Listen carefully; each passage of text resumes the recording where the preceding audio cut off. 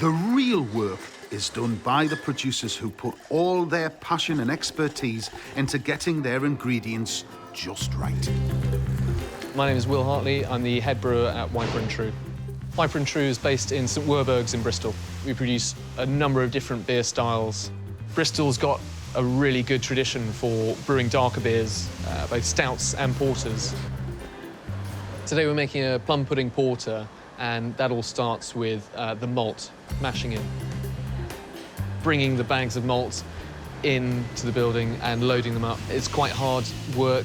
We weigh out the malts individually. There's a different proportion of each malt going in, so there's a lot of manual labour involved at that point. This is the mash tun. We pour the malt into the auger downstairs, and that comes up this feed and pours in through there. This set of pipework carries hot water. Brewers call this liquor. That liquor will mix with the grain as it falls through.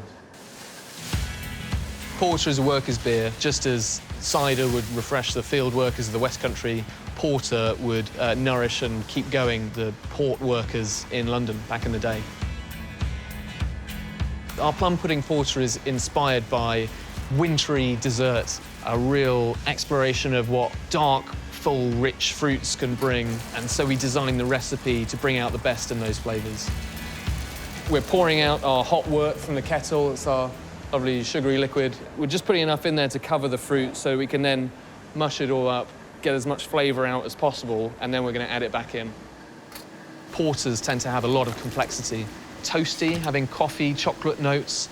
It's quite a dry, but also full-bodied beer. To the boil, we also add hops for bitterness, flavour, aroma. This is Bravo, it's fantastically fruity hop, full of berry and citrus flavours. It's a really, really lovely variety, especially in a darker beer. See how it just falls apart. The aroma that's coming off of those is amazing.